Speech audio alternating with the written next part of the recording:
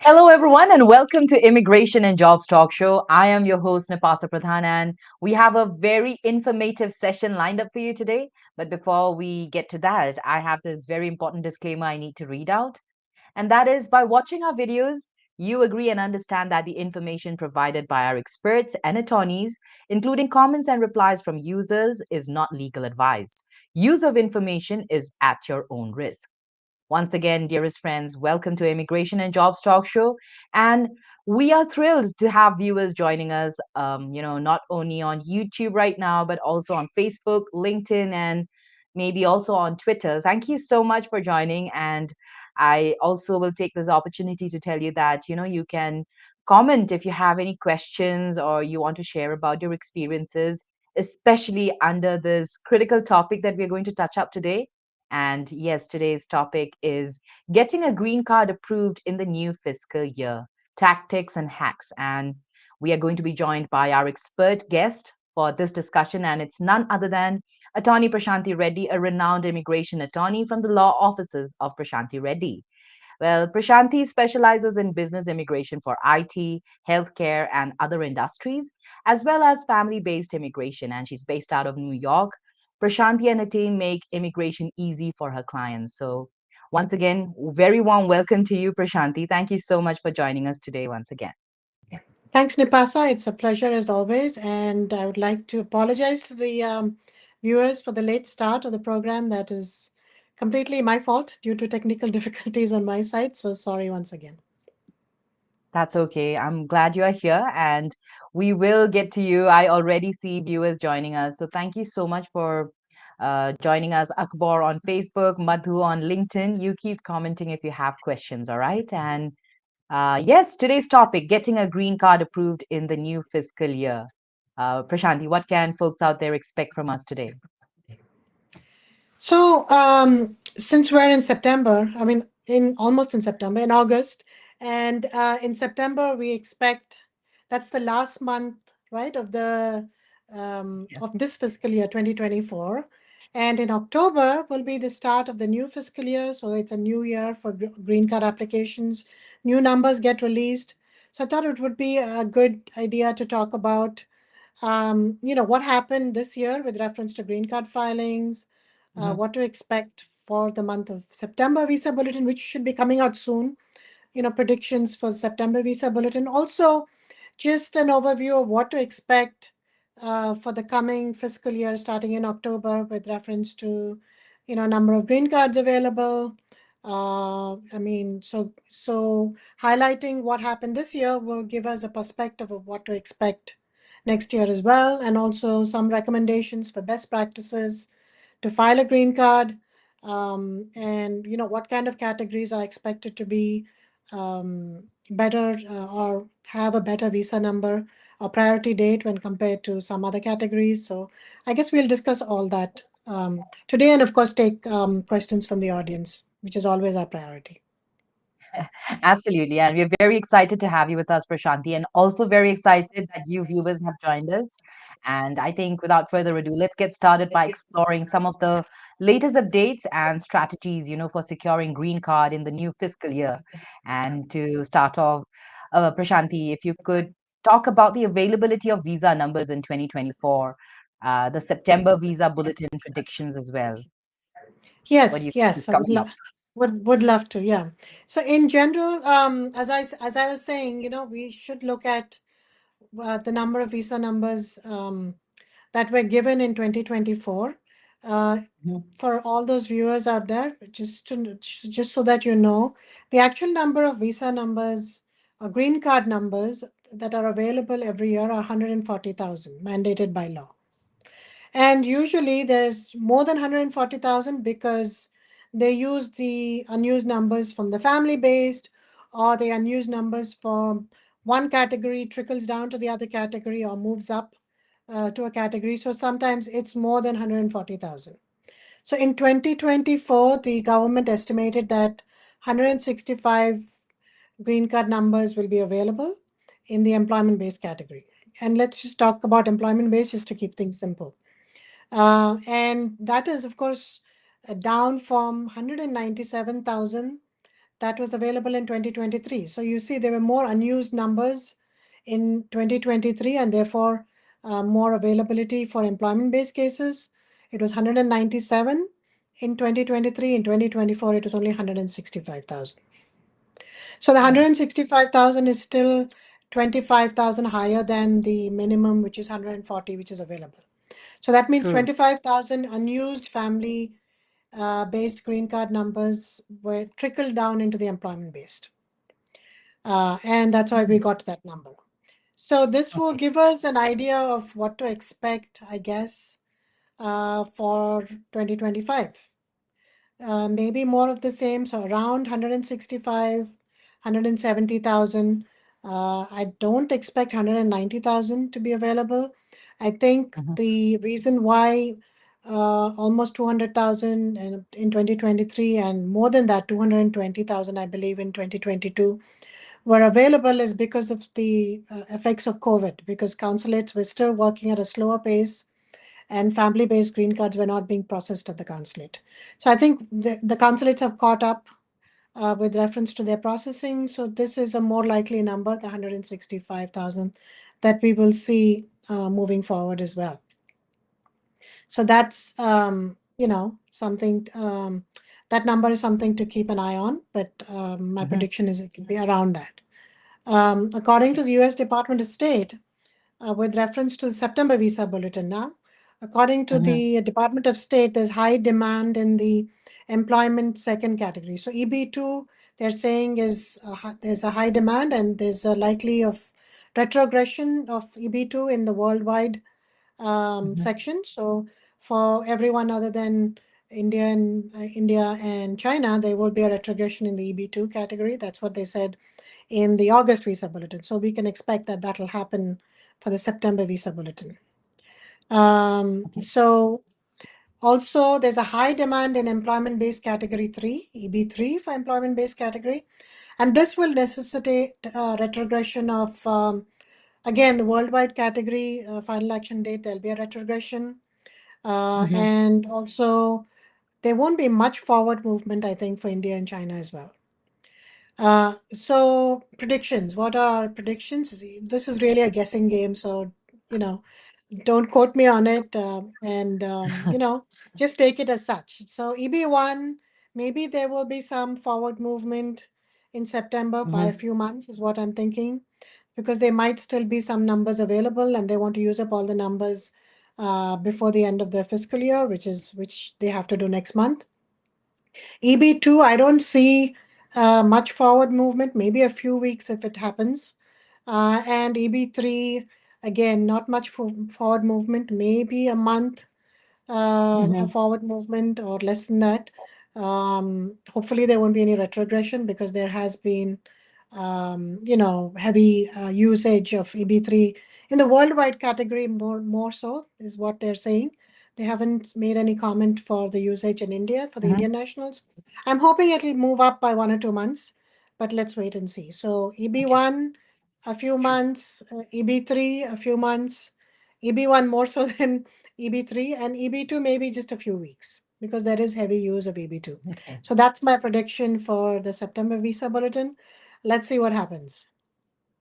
Okay, okay, Prashanti, that's very interesting. But if you could also explain to our viewers, about this 1 week time frame the USCIS sets to link the relevant charge, after the Department of State publishes a visa bulletin. There is no 1 week time frame. I am saying that the visa number might move forward, the visa priority date might move forward by 1 week or 2 weeks. That's what I'm saying. Okay, okay. All right, then let's move on now. Thank you, Prashanti, for giving us that. I mean, your point of view of what can we expect. But let's see. Let's hope for the best. What to expect with Yep. green card filings in the next fiscal year? The impact of priority dates, etc. As per the cato.org political climate and layoffs. If you could. Right. That's just the references that we'll use to talk about, what green card filings to expect next year. So let's go Mhm, to that as I was talking about when I was mentioning it to you, Nipasa. Cato.org is a good website. for they because they've done some research on how many green card pending cases are pending, etc., etc. So anyone out there in the audience that wants to go to the website and look at the numbers, they're welcome to do so. Mhm. So as per Cato, the employment-based green cards backlog. So we are talking about a backlog um, with reference to cases that are pending due to unavailability of visa numbers. That's the backlog we're talking about. There's several backlogs, but let's talk about that first. We know that there's a total of 140,000 green cards issued every year. We already discussed that, right? So let's talk about the Yes. employment-based catalog backlogs. That is, hold on to your horses. It's 1.8 million cases this year. The backlog. Oh, This backlog is mainly consists of immigrants who are waiting to receive their green cards, mainly because of the low green card caps for employment-based cases, right? As we know, yes. more than if there's 140,000 green card numbers available, no country can get more than 7% of that number, right? Yes. Out of the 1.8 million people waiting, they're all waiting. All of them are waiting because there are no numbers available. And out of that, 1.1 million are Indian nationals waiting because there are no numbers available for them. Because Indian nationals are heavily backlogged because the demand is very high for Indian nationals and Yes. they only have the 7%, like all other countries. Fortunately for other countries, their demand is not high. So you see EB2 and EB3 sometimes is current for worldwide, and so EB1 is always current. And so Mhm. they don't have that much of a backlog like Indian nationals do. Indian nationals face a severe backlog, as I was saying, 1.81 million of that Mhm. 1.8 backlog is Indian nationals. And it's predicted that new applicants from India will face a lifetime wait for True. to get a green card. And this is a gruesome number, but 400,000 will die before they receive a green card. Um, that's the prediction, and that is the statistics that Cato.org has come up with reference to, the pending backlogs on green cards Backlog. because the unavailability of, visa numbers. So unless Congress does something about it, yeah, this will continue to remain, and it's very unfortunate. Also, the backlog, we can expect backlogs, other types of backlogs if there's because of politics, as I was saying. Recently, I mean, in November, recently Kamala Harris was elected as the Democratic nominee for president. And in November, the elections are going to be held. And if Republicans come into power, then we can expect that the backlogs will increase. Different types of backlogs will increase. Things will just get worse. When we're talking about backlogs, the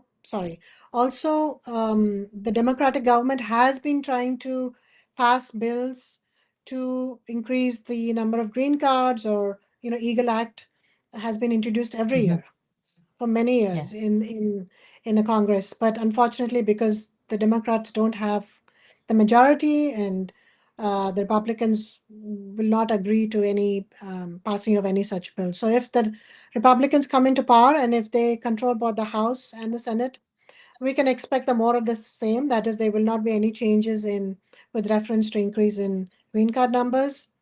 Also, in addition to backlogs due to green card numbers, there's also backlogs due to USCIS. So USCIS Okay. backlogs, they have 171,000 I-140 immigrant visa petitions that are not yet being processed because they are facing backlogs in processing times. We're just talking about processing times now. And 289,000 pending adjustment of status cases right now, which are not being processed simply because of USCIS not having the opportunity to process them as yet, because they don't have the staff, they don't have the Okay. funds. So, with reference to processing times, let's see what will happen if the Republicans come into power.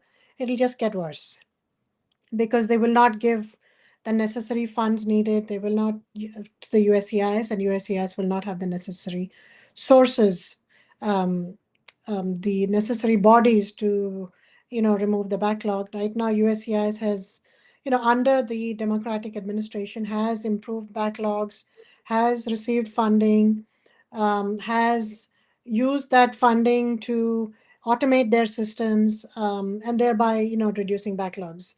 But still, you see the backlogs are so much, it'll just get worse if, Yes. there's no funding available, right? Right. So that is something I have to say with reference to what to expect for green cards moving forward. Also, layoffs can play a role with reference to filing They of a have green been. card. They have been. There have been Yes, major layoffs this whole year. I think we've been just hearing and hearing about lots of companies laying off their, especially their work from home um, employees. yes. So layoffs can cause a delay in perms because when you're filing a labor cert, if they are layoffs and US Department of Labor is aware of this, then they will start sending audits on your perms.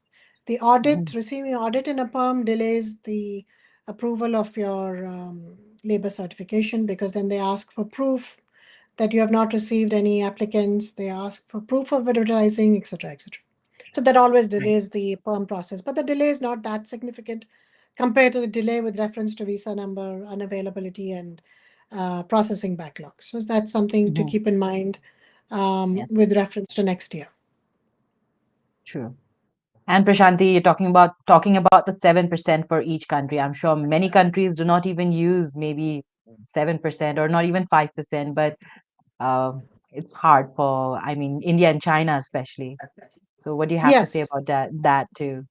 yeah, absolutely. So while we don't want to take away the numbers that other countries have, we think that it should be a fairer system Right. where there maybe my solution to that is that you don't have caps on the number of green cards that can be filed, or the other solution is to increase the caps because there's so much demand, right, on the number of green Right. cards that can be Make filed, it and also proportionate, basically. Yeah. you increase the demand, increase the numbers, Hmm. or another solution is to not require family members to have a number. So that way, then the numbers are saved. You have double the amount because usually there'll be at least one family member and they use up a number. So if Yeah. the family members are not required to have a number, then you'll have double or three times the number of green cards available than they are now. So there are some solutions available. It's a matter of having the political will to look at these solutions and to make changes. True. True. Thank you, Prashanti, for giving us a sneak peek into what can be expected. And I mean, especially from the upcoming elections, if any of the parties is also being elected, everything is going to be affected, and so will the immigration part as well. Let's move on now to the next question I have for you, Prashanti. If an H-1B worker is unable to find a new job within the grace period, what options do they have for changing their visa status? If they're not able to find it, then there's a 60 days grace period and they can find another employer within the 60 days grace period and file a transfer. Okay. Okay, thank you. Thank you for that. And now let's move on to this next question. What do you recommend regarding the best employment based green card category for Indian nationals, keeping in mind the ones with less delay in processing times in the new fiscal year? So yeah, so we've discussed the problem with reference to what to expect and the green card backlogs. Now, is there any solution other than, the solution that we're suggesting or everyone is suggesting is obviously not in our hands because Mhm. Congress has to act. But is there any solution, for the immigrants who are more affected? The only solution would be to try to file in the categories which have less backlog. But please keep in mind, not everyone will be able to file in those categories. Not everyone qualifies, and that's why there is a less of a backlog in those categories. So EB1, employment-based category one, is a Mhm. category where there is a less of a wait always. Sometimes it's current. It has been current in the past. Otherwise, the wait is sometimes a year, sometimes 2 years. Definitely, Hmm. definitely better to be in an EB1 rather than being in EB2 or EB3 category. For EB1, you have to have either extraordinary ability in the arts, sciences, business, wherever, whichever your career is in, whichever Yes. path that you're taking, you have to have extraordinary ability in that path, meaning winning national, international awards. If you're a researcher, then there is EB1 is also available for researchers. And again, it's exceptional ability in research. So you have to show that you've done a lot of research and there have been a lot of citations of your research, that your research is being used for healthcare or for the betterment of the community in the United States. Hmm. So research is another category where you can get a green card quicker. You can also get a green card through EB1 multinational executive, which means that if you worked as a multinational executive um, in a company abroad and then they have a qualifying company in the US, then you can be transferred to the US to work as a multinational executive and you can get into EB1 Nice. that way. So that's another way that you could get it. So EB1 is definitely the way to go. Also, family-based categories. If you're married to a U.S. citizen, if you are a child of a U.S. citizen, if you are a parent of a U.S. citizen, that is also an immediate. There is no wait at all for that category because it's immediate relatives, and there is no cap on the number of cases that can be filed. So there's no wait from the point of view of the green card numbers. So Okay. if you are eligible to file a family-based immediate relative category, then you should do so. Yeah, talking about it. So, what is the ideal green card route to bring spouses and parents to the US in the new fiscal year? Yes. So the best way to do this is, um, and the only way I would say is to file an I-130 and 485 if the person is in the US. That's the best way to do it if you're a US citizen. And this will allow you to, while your 485 is pending, while your green card is pending, will allow your family member to work by Hmm. filing the EAD, employment authorization, will allow them to travel without a visa by filing and getting an advance parole document approved. They can be Hmm. paroled into the country. So this is definitely the best way to for your spouse or parent or even child, if you're a US citizen, to get a green card, filing an I-130. If they're outside the country, you'll have to file I-130 consular processing. That takes a little longer because then you have to file the immigrant visa petition. And there is a backlog in just because processing time. And they have to wait outside the country until they're able to actually come in on a green card. So, the Mumbai consulate is backlogged. So that can take a couple of years to get them in that way. But if they're already in the country on an F1 or even on a B2 in some situations, you can Hmm. um, convert their B2 into a green card. Okay. Thank you, Prashanthi. I mean, you're giving us so many examples and suggestions for the different routes to get a green card.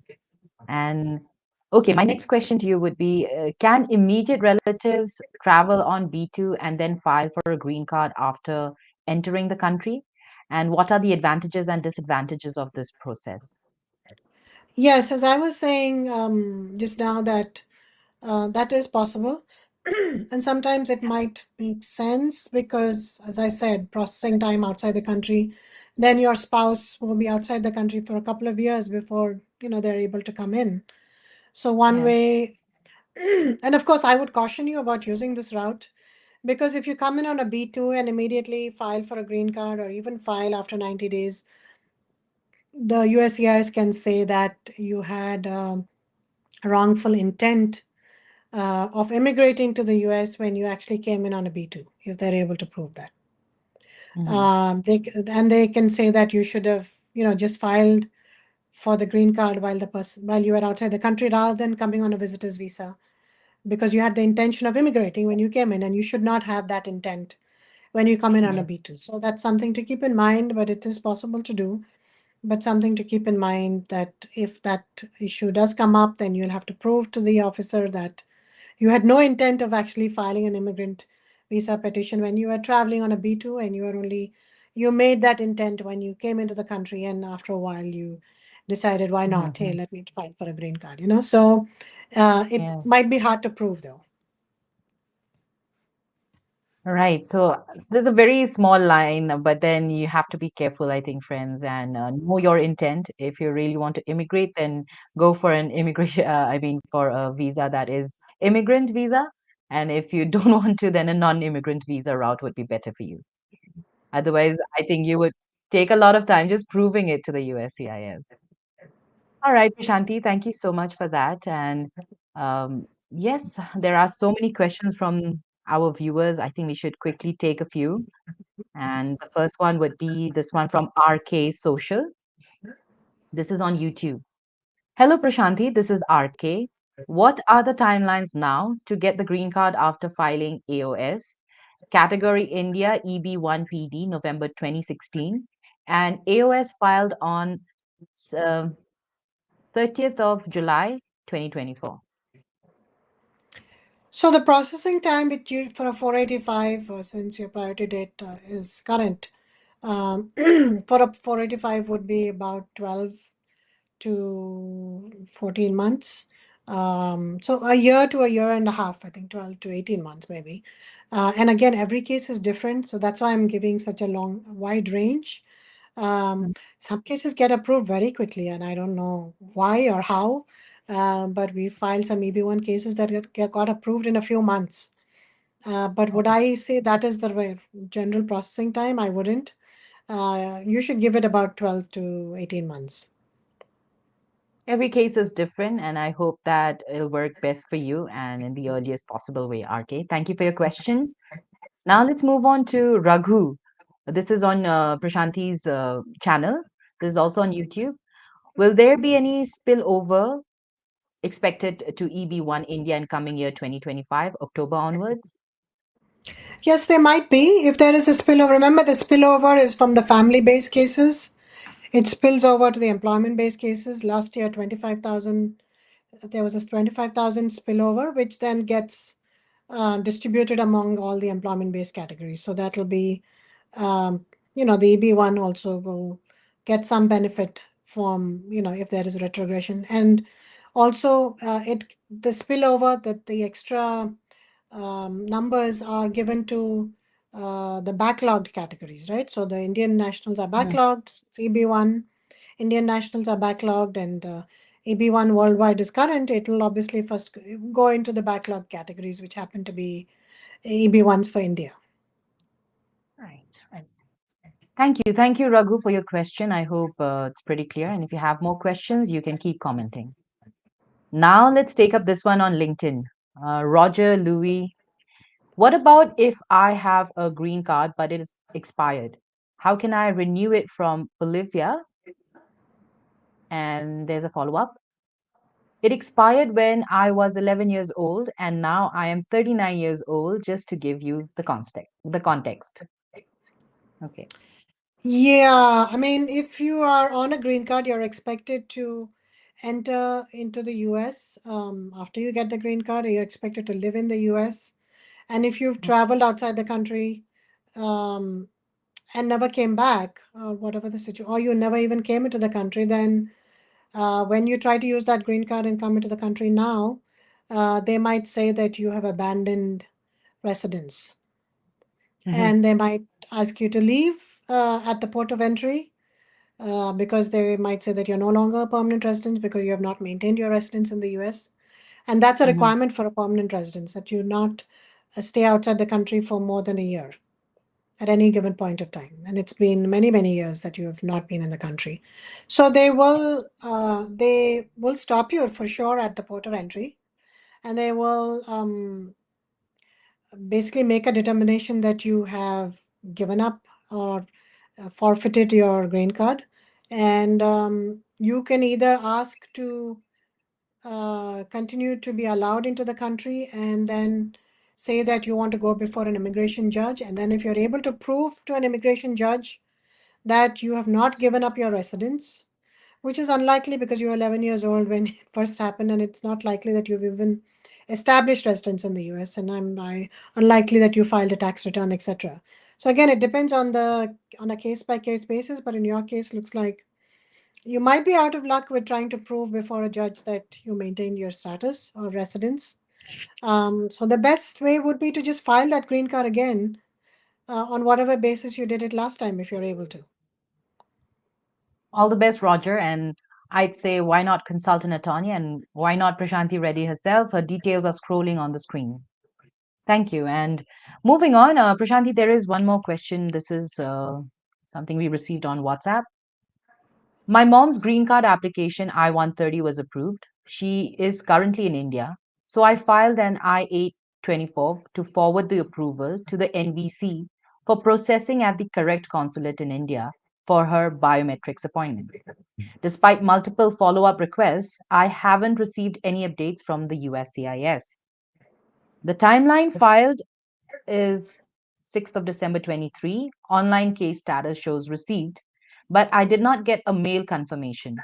Requested status via email was directed to reach out to the lockbox email, but received no response. What steps can I take to expedite this process and get a response from the USCIS? Now, there's several questions that we need to ask here to get a better answer. Is the I-130 based? Obviously, you're a US citizen, otherwise you couldn't have filed for your mom, so that's established. If you filed I-130 consular processing, was the I-130 approved?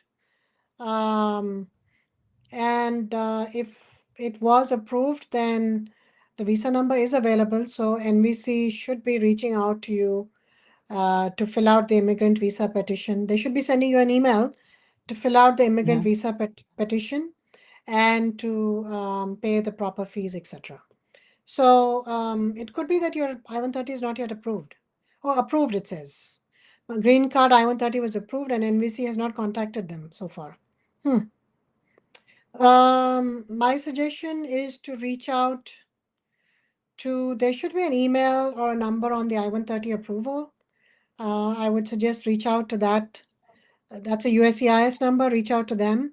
If the I-130 was filed consular processing to start off with, why did you file an I-824?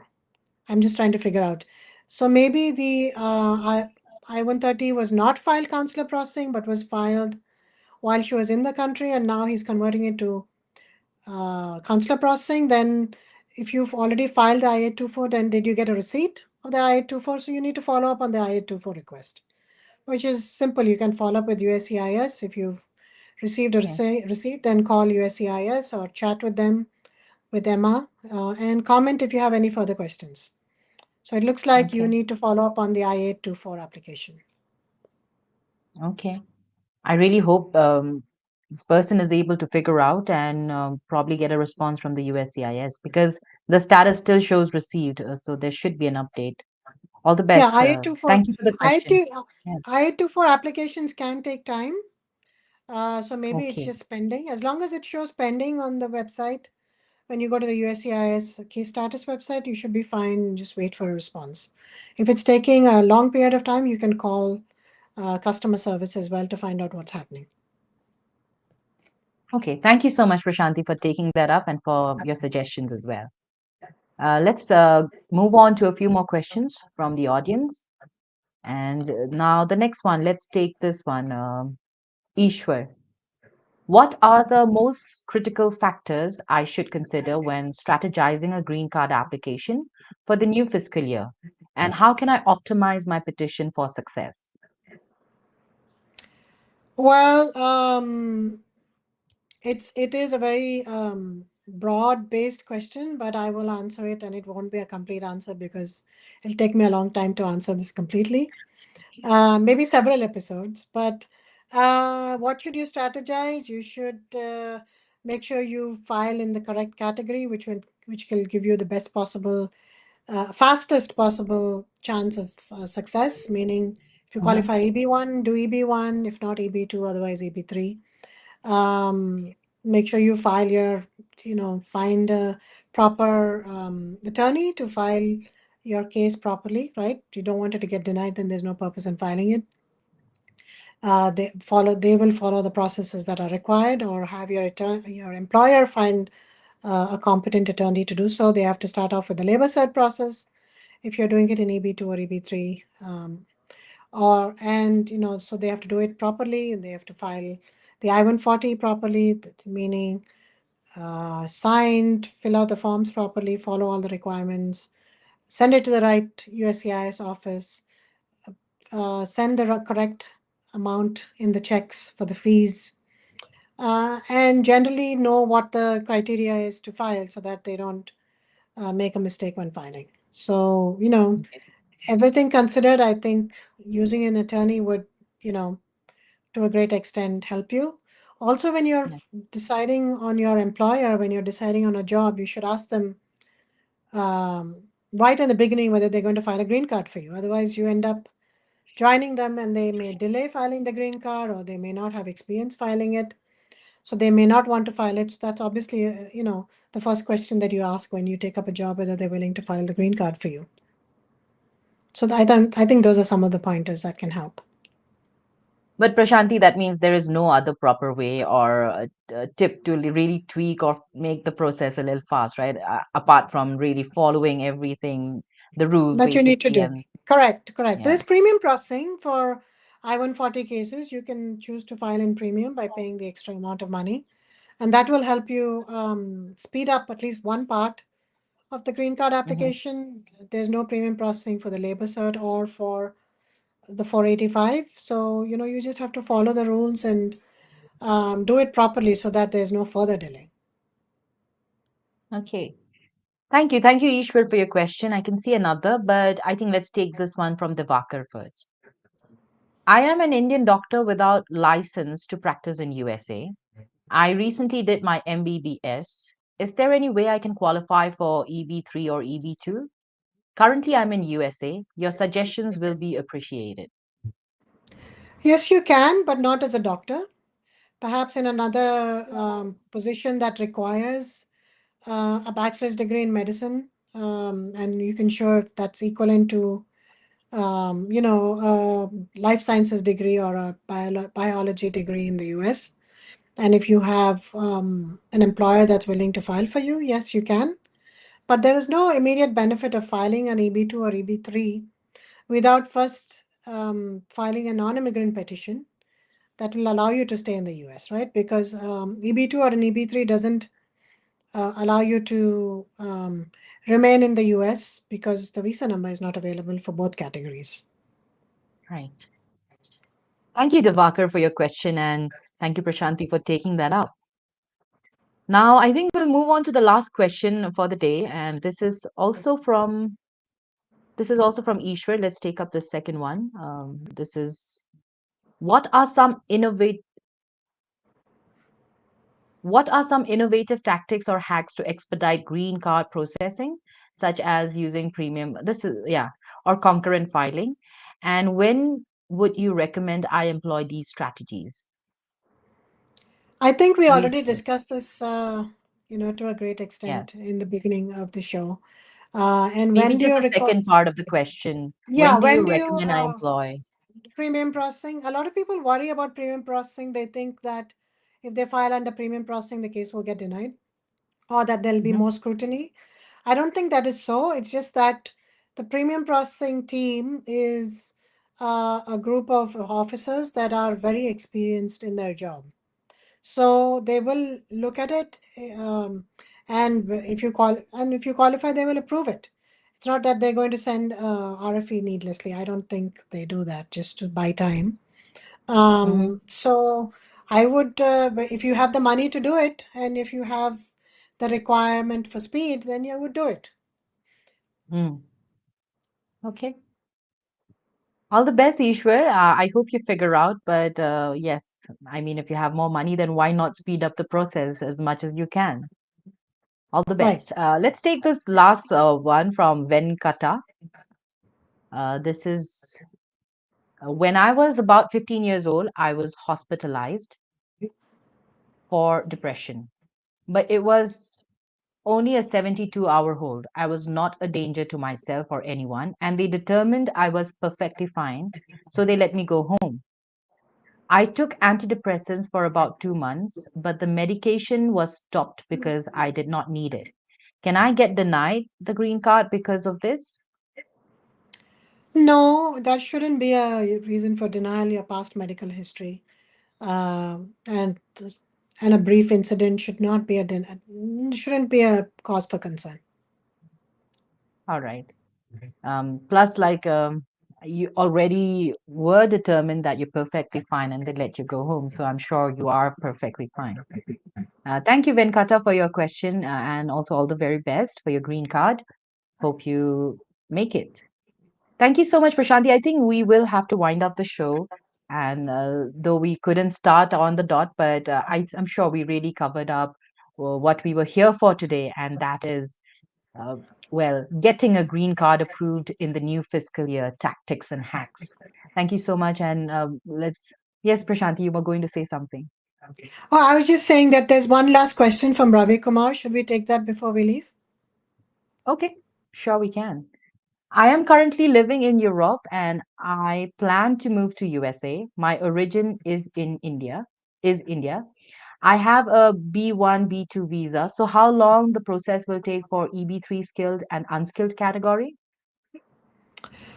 Yeah, I mean, so as I was saying, you shouldn't, unfortunately for Indian nationals, unlike worldwide, where they can plan on getting the green card directly and they don't have to think about the H1 and then coming on a H1 and then filing for a green card, because the visa numbers are available, especially for EB1 and EB2 worldwide. But for Indian nationals, Ravi, like you are, you will not be able to get your green card for the next 20 plus years or God knows how many years. So filing a green card for EB3 is not useful. Mhm. It is better way is to file for a non-immigrant petition, come here, and then start your life and then file for the green card because you need to keep extending your H1 if you're filing for a H1, and that's a way of getting unlimited extensions on H1. So Mhm.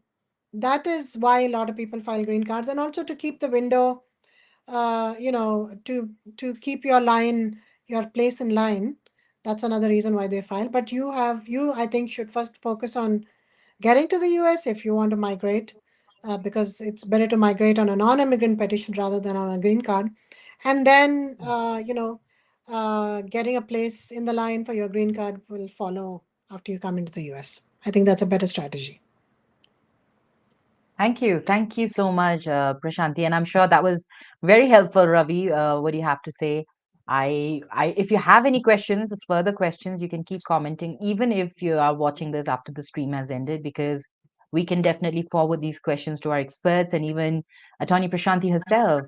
So thank you so much. And I think with this, we have covered all the questions from our audience as well. Thank you so much, you lovely audience, for those questions, and you've made this session an even more interesting one. And Prashanti, maybe you could give us an end note on the topic we have today. Getting a green card approved in this new fiscal year, so that folks out there have something to hold on to. Maybe. So, yeah, as I was just to summarize what we were talking about, Yeah. we talked a little bit about um, what happened this year with reference to green cards. We said that 165,000 green cards were available for employment-based category. So they increased that uh, the fallover from the family-based cases was 25,000. So they increased that to 165 from the baseline, which is 140. We have to wait and see what the unused numbers will be for worldwide categories, for all categories for next year, to see what that number will be. That really has an impact. That number of 165 or 140, whatever it is, has an impact on the priority dates. Because if there are more numbers Okay. available, the priority dates will move faster for all the categories. So we have to really see what those numbers True. look like for the following fiscal year, and that will give us an idea as to what to expect with reference to priority dates as well. But in general, I think EB1 will be may not be current. I don't know. It's difficult to say for Indian nationals, but will be close to current. And EB2 and EB3 will not be current unless something happens. Like some law is passed or something happens where the consulates shut down, which we don't want that to happen because we don't want another epidemic. But for some reason, if the great numbers are not being used by the consulates, then those numbers will actually flood down to the categories for India. And that's what happened during COVID. But other than that, we can, I think, expect more of the same, unless again there's some kind of legislation that happens. And I'm hoping that something like that will happen and there will be more availability of numbers. Me too. And I'm sure that the election is definitely going to make a big impact. So let's look out for that as well. That is happening this November. Of course, there is some more time, and but until then, of course, folks out there, I would say let's stay hopeful. And since every case is different, you may also want to discuss it personally with the attorneys. So why not contact Attorney Prashanthi Reddy directly? Her number is 212-354-1010. It's there on the screen. You can note it down. You can even call her on the number. I'm sorry, email her prashanthi@reddyesq.com, and definitely go visit their website, reddyesq.com. Thank you so much, Prashanthi, for doing this today. It was really lovely having you here, and it was indeed a very interesting and very informative session. So thank you so much. Thank you, Nipasa, and look forward to doing another show next Wednesday. Me too, me too. Yes, folks, Prashanthi is very regular with us.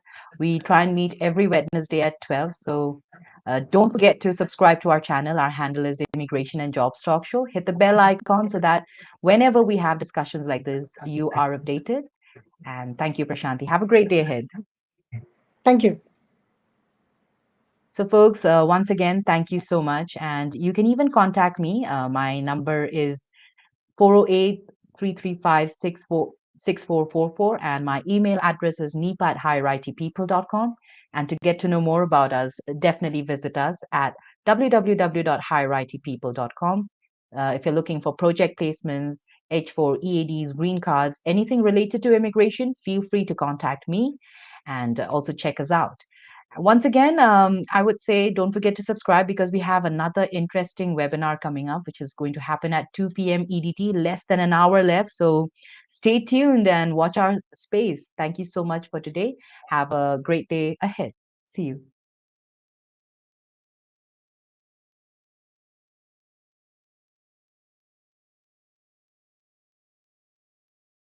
Consultant seeking a new opportunity?